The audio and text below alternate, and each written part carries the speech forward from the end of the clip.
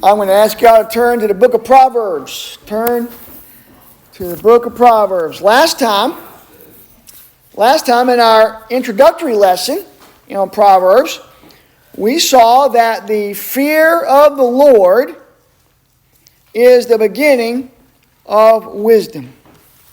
That is, true wisdom, we saw if you recall, true wisdom consists in worshipful submission to God. It consists in acknowledging that God holds us accountable for what we do in this world, and thus making choices in life with that always in mind. That's what wisdom is. Making choices with that always in mind. What I want to do tonight is, in the second lesson, is to unpack this idea of the fear of the Lord and its connection to wisdom a little bit more. I want to say a bit more about that.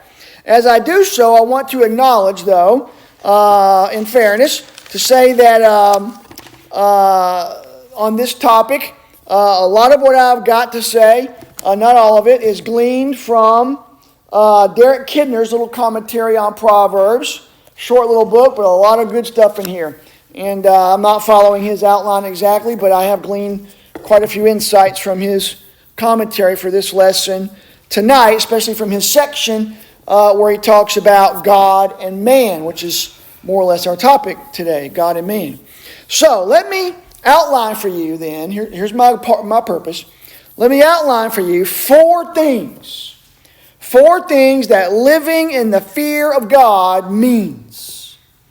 Four things that living in the fear of God means. The fear of the Lord that we need for finding wisdom, right? Four things that Proverbs itself teaches us about this topic. So the first thing is, living in the fear of the Lord means that moral considerations always take precedence over prudential considerations. I'll expand on that in just a minute, but let me repeat it. Living in the fear of the Lord means that moral considerations always take precedence over prudential ones. The book of Proverbs, if you've ever read it, and I know most, if not all of y'all have, the book of Proverbs talks a lot about prudence, right? About making good practical decisions so as to avoid falling into some kind of disaster, right? Or to achieving prosperity or happiness, right? Happiness and prosperity in your life. In other words, Proverbs focuses quite a bit on making decisions that give you some kind of practical payoff, right? Look with me at a couple of examples. Look at chapter 4. I could have picked any one of dozens of examples, but I just picked a couple more or less at random. Proverbs 4, notice verses 20 and 21. My son, give attention to my words. Incline your ear to my sayings. Do not let them depart from your sight. Keep them in the midst of your heart. For they are, and that's not what I wanted to read. You wrote down the wrong verse. I wrote down the wrong verse. Sorry about that. Cannot be right. I'm in the book of Proverbs. Was that 20 and 21? Sorry about that. I got to find it. Oh, I'm going to have to go back to Derek Kidner here. I think I stole a verse from him, but maybe I wrote down the wrong one. Maybe he wrote it down wrong.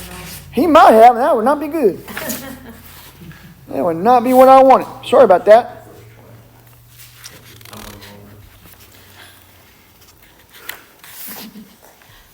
All right. Well, sorry about that. I wonder if it's chapter 14, but I don't know. I wrote down the 4. Maybe I should have wrote the 14 down instead of 4. And no, that's not it. Chapter 2. I'm just stumbling around here. Well, do you have another one? Well, I had 2 examples. I guess I'm only going to give you one. Maybe I'll find that one later. Hang on one second. Let me go back to chapter 4. Maybe it's a different verse.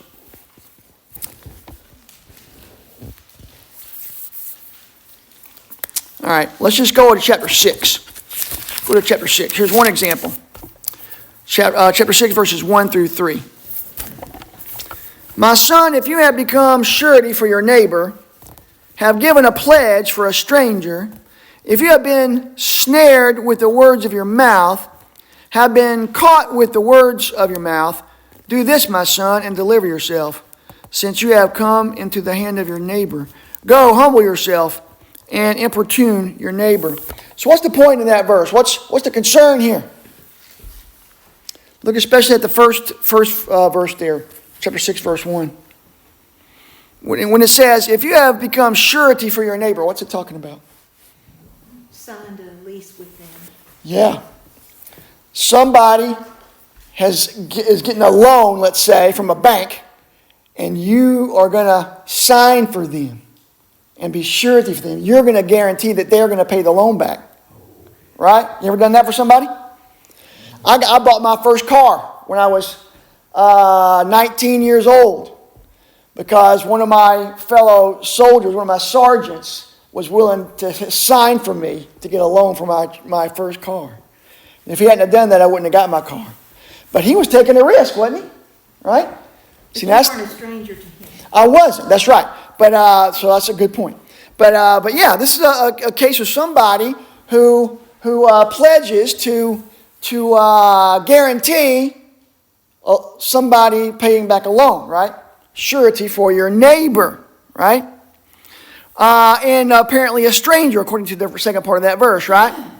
So what's the worry here? What's the concern? I've already said it, right? If you do this, if you pledge surety for your neighbor who's a stranger to you, you're sticking your neck out. And if he decides he's not going to pay the loan back or can't pay the loan back, well, you're stuck, right? You're responsible for it, right? That's the whole point. And that's why it goes on to say, if you've done that, you've snared yourself with your own mouth, right? You've made a promise, right? And you better go to the person who the money is owed to and importune him. That means pray to him, if you will, beg him for some relief, right? So this is a practical matter, right? This is about living daily life, right?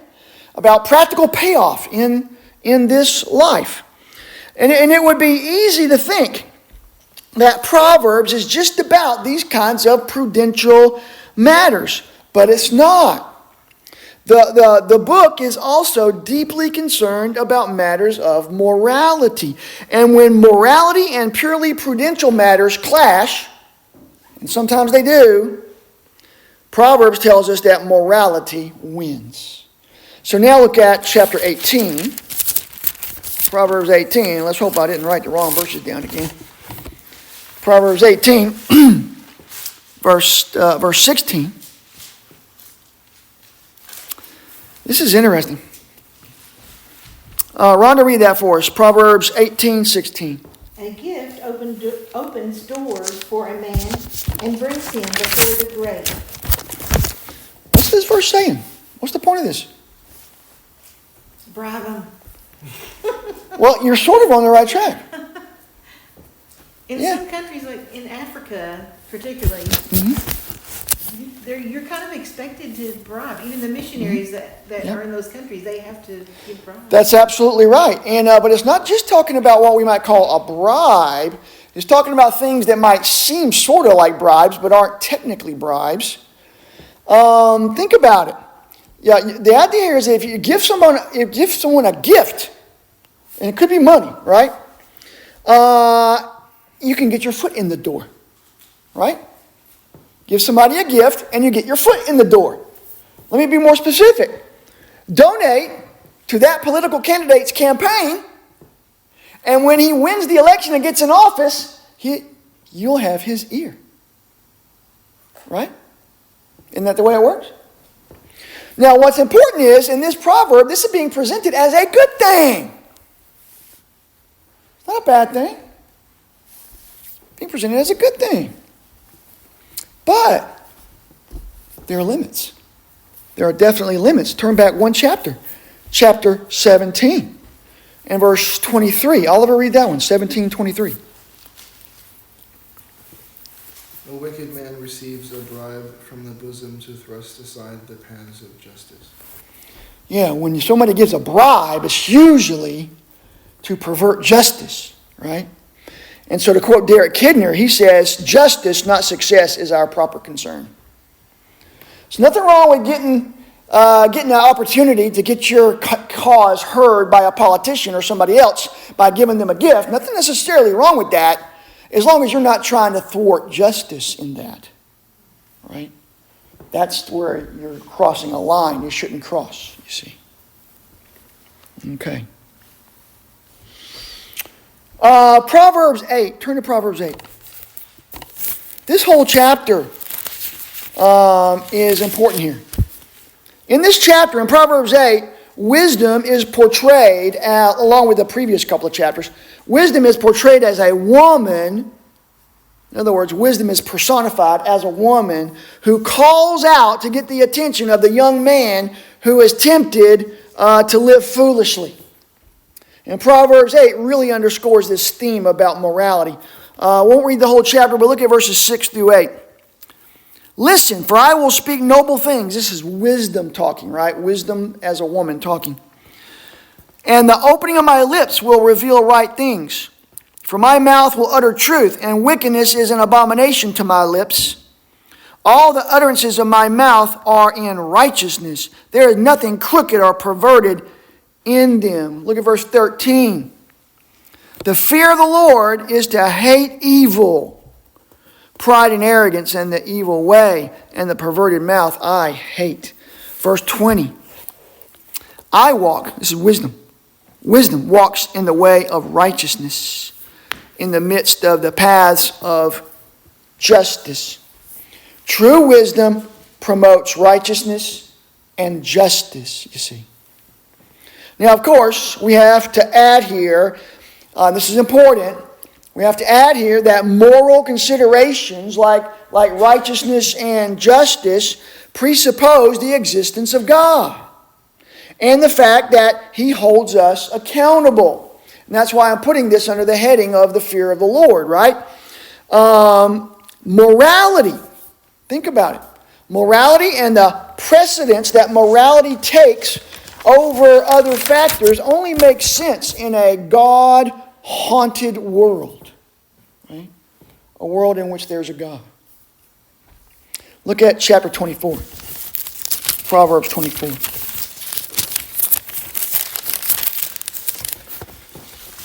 Janet, would you read verses 11 and 12? Proverbs 24, 11 and 12. Oh, that's okay.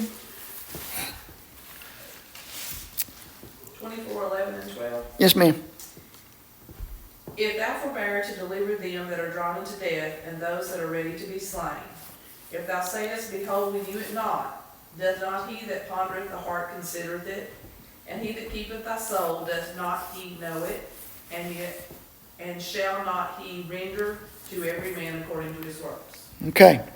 Look at verse 11. What moral instruction is given in that verse?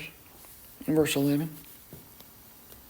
We're supposed to imagine a situation in which someone is being led away to their death. Mm-hmm. And the idea is unjustly, right? We're not talking about a criminal going to the death penalty, but somebody innocent being led away to their death, right? And what are we supposed to do according to that verse? Hold them back. Save their life. Intervene, right? Do what we can to stop this from happening. Is this like an intervention to an alcoholic or a drug addict or something? It could be that, or some people, a lot of pro-lifers apply this to abortion, about going and protesting at abortion clinics and things like that to help save innocent lives from being led to slaughter. There are lots of applications of this, but that would be one. Yeah, sure. So that's the moral instruction being given. Now let me ask you this. Does this command hold even if it goes against our self-interest or puts us in some kind of risk? I think the answer is yes. Okay, so Yeah. suppose someone's on death row in New York. Mm-hmm. What do you do? It's their time. I don't think this applies to people who are being justly punished for a crime. Okay. Okay? Now, we might debate the merits of whether capital punishment is right or not. I mean, I believe capital punishment is morally permissible for certain crimes. But I don't think this is the context here. This is the context of someone being led away wrongly to their death. Well, if they know, we know they didn't do it, even though the mob may kill us, Yeah. we should go say they didn't do it. Or try to save their life. Now, I mean, even if maybe we put ourselves at some risk, right? Or maybe we get ridiculed by others, or persecuted by others, or lose our job, or something like that. The risk we take on might not be our lives, but it might be something that we don't want to lose, right? But yeah, we don't lose the force of this command, even if it puts us at risk in some way. But notice, look at verse 12. What does verse 12 say to motivate us to do the moral thing, even if it costs us? It says more than one thing, verse 12. Someone might say, notice verse 12 says, if you say, I didn't know about it, right? You turn a blind eye, I didn't know that person was in danger, right? Lying, of course. Well, then somebody knows your heart, right? Who's that? God does, right? Consider he who weighs your heart. And does he not know who keeps your soul? Will he not render to man according to his work, right? In other words, there's a God who knows what you're doing and what you're not doing. In this case, something you're not doing that you're supposed to do, right? So it's connected to God is the point, right? Morality is grounded in the God who holds us accountable, right? Turn over to chapter 15, or back to chapter 15.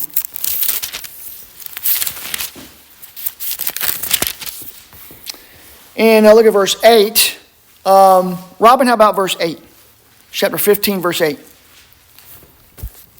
The sacrifice of the wicked, is An abomination. to the Lord, but the prayer of the upright is his delight. Okay. Let me read that again. The sacrifice of the wicked is an abomination to the Lord, but the prayer of the upright is his delight. Keep that in mind while you turn way over to chapter 28. I'm going to ask you a question about both of these verses. Chapter 28, verse 9. 28, verse 9 says, he who turns away his ear from listening to the law, even his prayer is an abomination. So back in chapter 15, what's an abomination? Your sacrifices. In chapter 28, what's your abomination? What's an abomination? Your prayers, right? What do these verses add to our understanding here? The main point I'm making is that living in the fear of the Lord means that morality always trumps other considerations like prudence and practicality, right? And my self-interest, right? Morality always trumps those things. It even trumps our religious duties, right? You see? If you are not following God's law, his moral law, if you have a wicked heart, God's not going to hear your prayers, right? God's not going to accept your sacrifices, right? This is a theme that's repeated in many of the prophets later, right? Okay. All right, second point. Living in the fear of the Lord means being in covenantal relationship with him. Living in the fear of the Lord means being in a covenantal relationship with him. The book of Proverbs, think about it, was written by and written for God's covenant people. Right? That's important. This doesn't mean that unbelievers can't benefit from the practical instructions in this book. Certainly they can. But it does mean that only those who are born again and saved by Jesus' blood, those who are in covenant with God, only they truly fear God. Right? Only Christians truly fear the Lord, and only they will know the depths of true wisdom. Right? That's my main point here. It's no accident. It's no accident that about 100 Proverbs in this book, 100 Proverbs in this book mention God. And all but a dozen use the covenant name Yahweh. when God is mentioned, Yahweh. Often translated the Lord in the English, right? But it's actually God's name, Yahweh. This clearly tells us that the book belongs to the covenant people of God, right? More indication that being in covenant with God is part of what it means to fear God can be found throughout this book. Let's just look at a couple of other examples. Go back to chapter 2, all the way back to chapter 2. And verse 5. Judy, Gregory, would you read that? Chapter 2, verse 5. Then shalt thou understand the fear of the Lord and find the knowledge of God. And find notice the phrase fear of the Lord there, right? We're talking about the fear of the Lord. And if you have the fear of the Lord, you're going to find what again, Judy? The knowledge of God. The knowledge of God. Keep your hand there in chapter 2. I'm going to come back to chapter 2 in just a minute. But flip over to chapter 9. Chapter 9. Verse 10. Listen to this.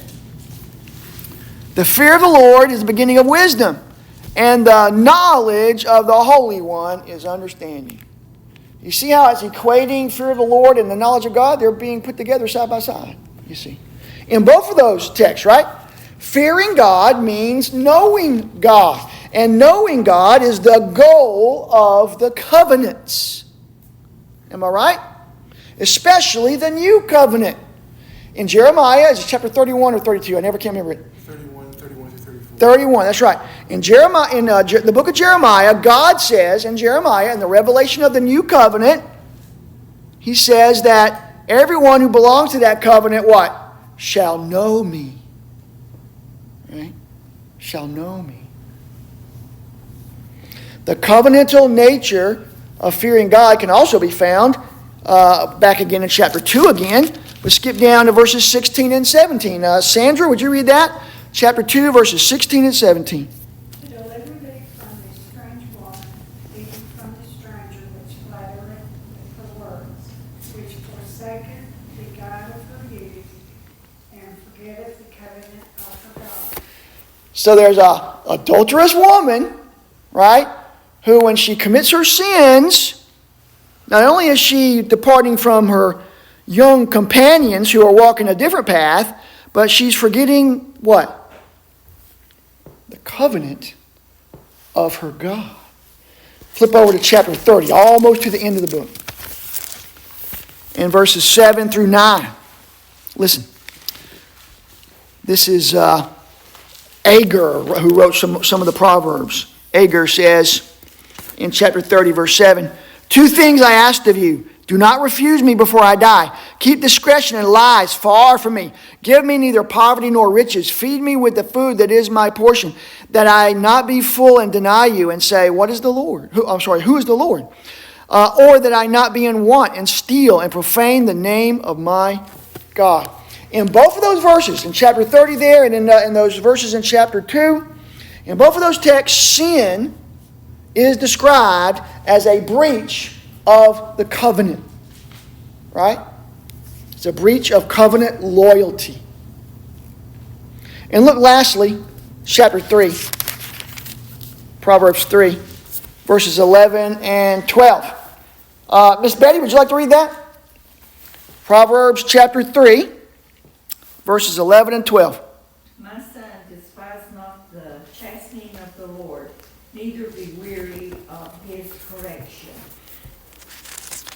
And verse, yeah, go ahead.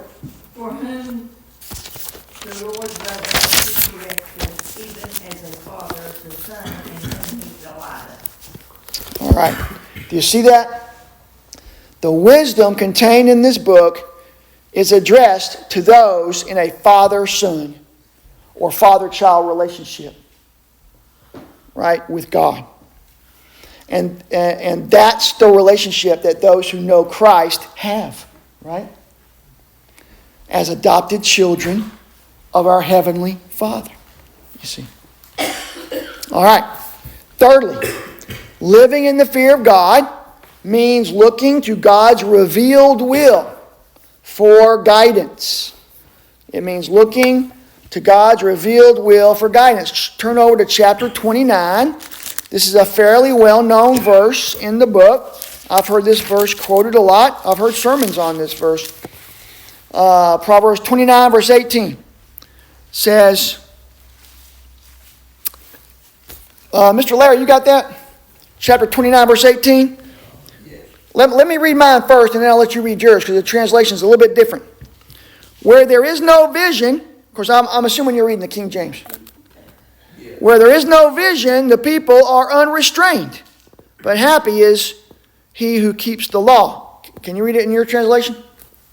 I was just looking at my translation. It's the Revised Standard. Oh, okay. Read that anyway. That's good. Okay. Read that anyway. What was the word? Chapter 29, verse 18. Verse 18. For there is no prophecy the people cast off restraint, but blessed is he who keeps the law. By mere words a servant is not disciplined, for though he understands, he will not give heed. Okay, that's good. So, without vision, the people are unrestrained. Or, the old King James says, the people perish. Yes, sir? It says in the LSB that they're out of control. They're out of control. That's most modern translations translate it that way, unrestrained or out of control. Mine says run wild. Or run wild, yes. But the word that's controversial here, or the word that I want to focus on, is the word vision. Now, Larry's translation said prophecy, but almost every other translation says vision, right? Well, hang on. You're getting ahead of me. That's right. This is a text that is misunderstood and misapplied many times. I don't know about you, but I've heard many sermons, heard many people say that what this verse means is that we have to have some kind of purpose, some kind of plan for our church ministry. That we've got to be able to cast a vision for the future. Ever heard that idea? So without a vision, without casting some kind of vision for your church, you're not going to succeed as a church. All right, this verse isn't talking about that. Sorry. Maybe y'all haven't heard what I've heard, but that's what I've heard that many times, right? It's not talking about that, not at all. The word vision here has to do with prophetic visions. That's why Larry's translation says prophecy. And why yours says revelation, right, Ron? Is that what yours has? Yeah. This is the spiritual insight. He's talking about the spiritual insight given to a prophet, like Daniel or Isaiah. Remember, for example, when Isaiah had a vision of the Lord high and lifted up, right, in Isaiah chapter 6? So the point here is that we need divine revelation. We need God to talk to us, to speak to us, and reveal His will to us in order to prevent us from living without moral restraints. Like before the Bible was written in Noah's day. Yeah, well, that's a great illustration. That's right. All right? Or as the King James puts it, to keep us from perishing, right? This understanding is confirmed in the second line of the verse. Happy is he who keeps the law, right? The fact that the second line of the verse we're looking at is talking about the law, that tells you what the word vision is all about, right? The vision is the revelation of God's law, you see. Now, there is something called natural law. You've heard me talk about that before, probably, which is God's moral law discerned in nature, which Paul talks about, for example, in Romans 1 and Romans 2. But God's law, as revealed in Scripture, is a much surer guide, right? We should, as sinners who want to love God, who want to love our neighbors, right? We should long for God to speak to us clearly about His will for us. Don't you want that? I hope that you do. Well, guess what? In the Scriptures, that longing is fulfilled. This is God speaking to us, right? And think about it this way too. God speaking to us in the pages of the Scriptures through the prophets and the apostles. This is an act of grace, right? That God is giving to us His revealed will in these words. And the wise, the truly wise, look to it, to the Scriptures, above all else as the source of instruction, you see. All right. Number 4, lastly, living in the fear of the Lord means trusting God rather than merely human wisdom. This was the theme of last Sunday's sermon, if you recall, right? But here it is in Proverbs. I didn't plan it this way, but that's the way it's coming out. Living in the fear of the Lord means trusting God rather than merely human wisdom. One of the most well-known passages in the book of Proverbs, some of y'all can quote it by heart, is in chapter 3. Turn back with me to chapter 3. Proverbs 3, verses 5 through 6. Trust in the Lord with all your heart. Heard that before? Trust in the Lord with all your heart and do not lean on your own understanding.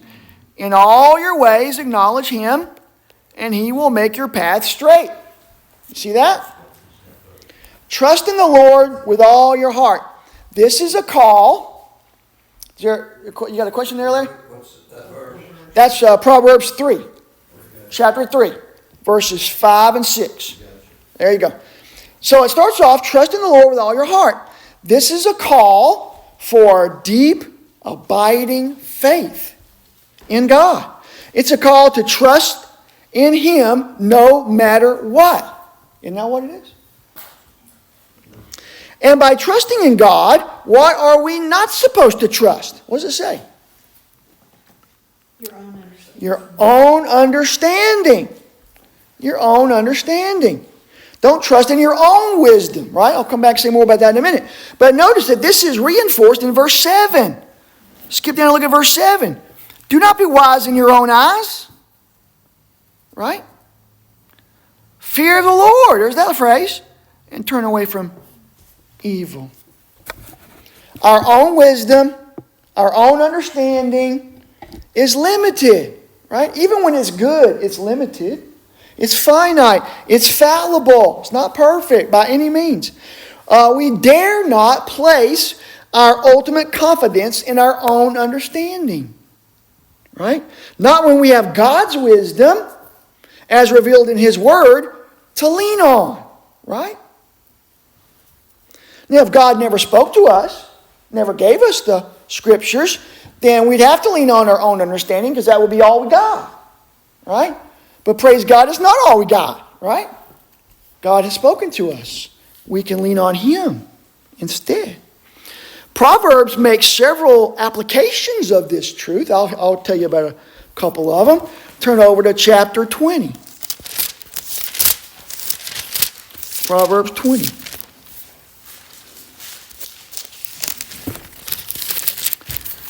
And look at verse 18.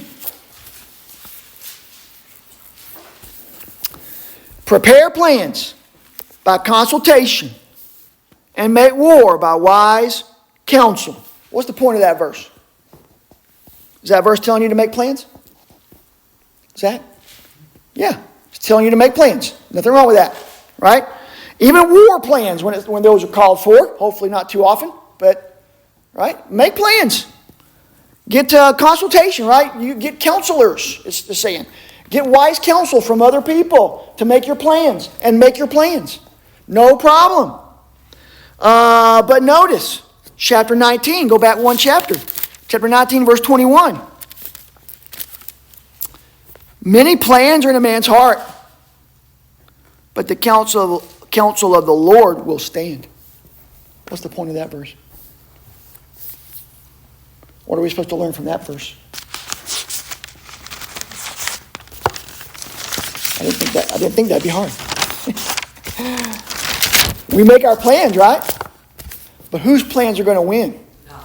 God's plans, right? We make our plans, and there's nothing wrong with that, per se. We have to make plans. But God is going to decide what becomes of your plans, right? God's going to decide what becomes of your plans.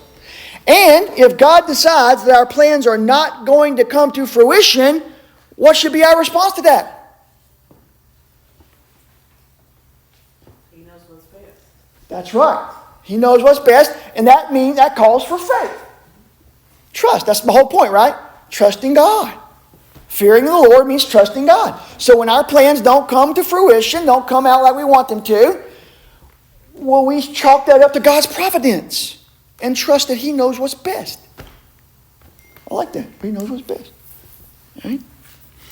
Chapter 29. Proverbs 29. Almost done.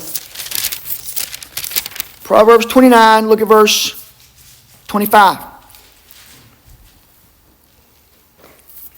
The fear of man brings a snare, but he who trusts in the Lord will be exalted. The point here is that our fears can lead us into a trap. Think about that. Our fears can lead us into a trap. Not trusting God when we're afraid of something can lead us to make a foolish decision. Consider an episode from the prophet Isaiah. More than one I could probably point to, but in Isaiah, Judah, the country of Judah, was threatened by foreign powers, like the Babylonians, right? And out of fear, the Jewish people, the Judahites rather, they looked to Egypt and to Assyria for their help rather than to God. And Isaiah warned them about this. Isaiah told them, if you trust in that broken reed Egypt, it's not going to go good for you. And what happens? They become slaves. They become the slaves of the Egyptians and the Assyrians because they didn't trust in God. And they trusted in those people instead. Right? Well, we can conclude this point as well as the lesson tonight by looking to Proverbs 22:19. You can turn there if you want to, but I'm going to just read it. 22:19, chapter 22:19. There in that verse, we're told why we need the book of Proverbs. It says there in Proverbs 22:19, it says, so that your trust may be in the Lord, I have taught you today, even you. Right? Any thoughts or questions before I quit? Yeah. Suppose you have the desire to go to Florida on vacation. Okay. So you ask God, God, should we go to Florida on vacation? Okay. And He says, yes, go. Yep. And you pack your car, and you're driving down the road, but you break down in Georgia. Okay. Because unbeknown to you, but known to God, is His highest and best for you is in Georgia. That could happen. My first thought when you asked me that question was, how do you know God's telling you to go to Florida? But in any case, whether He tells you or you just decide that's what's best because you don't know. You made your plans. You made your plans. Yeah, exactly. You break down in Georgia, that's God telling you maybe you need to stay in Georgia for a little while. Yeah, I agree. You might not ever get to Florida, but God used that to get you to Georgia where He wanted you. That's right. That's right. I often think of like your life. I'm bad to forget my phone. Mm-hmm. So I'll be down in the car running back out of rods. And a lot of times I think, well, the Lord might have been keeping me out of an accident. That's right. I have to remind myself of that kind of thing all the time, Sandra. I get so frustrated in traffic, especially in traffic, right? And what's going on, somebody keeping me from getting where I need to go. And, who knows what the Lord has saved you from. After our New Yeah. Orleans trip, Yeah. we had to go and leave early because of snow coming. Mm-hmm. And as soon as we get back, there's a pile of the road we're supposed to. Isn't that something? That kind of thing happens. We need to trust God. Try not to get frustrated and lose our patience. Because what was that, Janet? God knows best? All right. God knows best. That's right.